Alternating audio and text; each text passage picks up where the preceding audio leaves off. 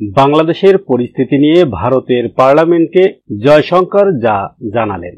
বাংলাদেশের পরিস্থিতি নিয়ে ভারতের সংসদে উচ্চ কক্ষ রাজ্যসভায় সরকার নিজের থেকেই এক বক্তব্য পেশ করেছে মঙ্গলবার দুপুরে। সেখানে বক্তব্য রেখেছেন ভারতের পররাষ্ট্রমন্ত্রী এস জয়শঙ্কর। সেই বক্তব্যে তিনি যা বলেছেন, জানুয়ারি মাসে বাংলাদেশের নির্বাচনের পর থেকেই সেদেশে যথেষ্ট উত্তেজনা, গভীর মতভেদ বাড়ছিল, ক্রমাগত মেরুকরণও ঘটছিল দেশের রাজনীতিতে। এই যখন পরিস্থিতি, তখন জুন মাস থেকে ছাত্র আন্দোলন শুরু হয়। যান ও রেল চলাচল, সরকারি ভবন ও অবকাঠামোর ওপরে আক্রমণ সহ বিভিন্ন সহিংসতা শুরু হয়। সেই সব হিংসাত্মক ঘটনা জুলাই মাস ধরেও চলতে থাকে। এই পুরো সময় জুড়ে আমরা বারবার বোঝানোর চেষ্টা করছিলাম সংযম রাখার জন্য, আলোচনার মাধ্যমে পরিস্থিতি শান্ত করার জন্য। আমাদের সঙ্গে যোগাযোগ ছিল এরকম সব রাজনৈতিক শক্তির কাছেই এই আর্জিগুলো রেখেছিলাম।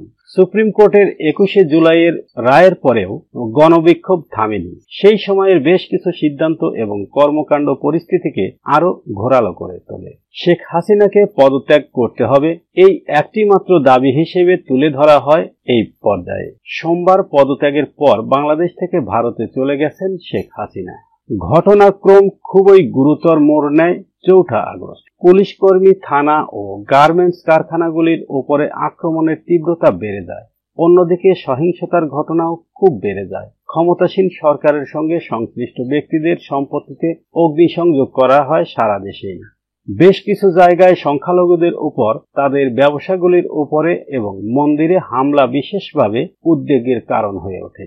এর পুরো খতিয়ান এখনো স্পষ্ট নয়। কারফিউ থাকা সত্ত্বেও 5ই আগস্ট বিক্ষোভকারীরা ঢাকায় জড়ো হন। আমাদের জানামতে নিরাপত্তা বিষয়ক শীর্ষ কর্মকর্তাদের সঙ্গে এক বৈঠকের পর প্রধানমন্ত্রী শেখ হাসিনা পদত্যাগ করার সিদ্ধান্ত নেন। খুব কম সময়ের নোটিশে তিনি সামরিকভাবে ভারতে আসার অনুমতি চান। একই সঙ্গে বাংলাদেশের কর্তৃপক্ষের কাছ থেকে ফ্লাইট ক্লিয়ারেন্সের জন্যও অনুরোধ আসে আমাদের কাছে। তিনি গতকাল সন্ধ্যায় দিল্লি পৌঁছেছেন। বাংলাদেশের পরিস্থিতি এখনো বদলাচ্ছে। সেনাপ্রধান ওয়াকার উজ্জামান জাতির উদ্দেশ্যে ভাষণ দেন 5ই আগস্ট। তিনি দায়িত্বভার গ্রহণ করার ও অন্তর্বর্তীকালীন সরকার গঠনের ঘোষণা দেন।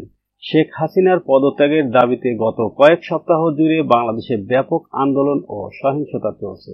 বাংলাদেশে বসবাসরত ভারতীয়দের সঙ্গে আমাদের কূটনৈতিক মিশনগুলির মাধ্যমে প্রতিনিয়ত যোগাযোগ রয়েছে। প্রায় 19,000 ভারতীয় নাগরিক সেখানে বসবাস করেন, যাদের মধ্যে প্রায় 9,000 ছাত্রছাত্রী।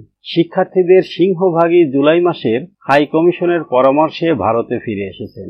ঢাকায় আমাদের হাই কমিশন ছাড়াও চট্টগ্রাম, রাজশাহী, খুলনা ও সিলেট উপদূতাবাস রয়েছে। আমরা আশা করব ওই ভবনগুলিতে প্রয়োজনীয় নিরাপত্তার ব্যবস্থা করবে দেশের সরকার। পরিস্থিতি স্থিতিশীল হলে স্বাভাবিক কাজকর্ম আবারও শুরু করা যাবে বলে আশা করছি। সংখ্যালঘুদের অবস্থার দিকে আমরা সব সময় নজর রাখছি। তাদের সুরক্ষা দিতে বিভিন্ন গোষ্ঠী ও সংগঠন নানা কর্মসূচি নিয়েছে বলে খবর পাওয়া গেছে। এটিকে আমরা স্বাগত জানাই। যতক্ষণ না আইন শৃঙ্খলা পরিস্থিতি দৃশ্যত পুনঃস্থাপিত না হওয়া পর্যন্ত স্বাভাবিকভাবেই আমাদের উদ্বেগ থাকবে। এই জটিল পরিস্থিতিতে আমাদের সীমান্তরক্ষী বাহিনীগুলিকে বিশেষভাবে সতর্ক থাকতে নির্দেশ দেওয়া হয়েছে। বিগত 24 ঘন্টায় আমরা ঢাকার কর্তৃপক্ষের সঙ্গে যোগাযোগ রেখে চলেছি। এটাই এখনকার মতো পরিস্থিতি। যে গুরুত্বপূর্ণ প্রতিবেশীর ব্যাপারে সবসময় কঠোর জাতীয় ঐক্যমত্য দেখা গেছে, তাদের অত্যন্ত সংবেদনশীল ঘটনা প্রবাহ নিয়ে আমি এই আইনসভার সমর্থন প্রত্যাশা করি।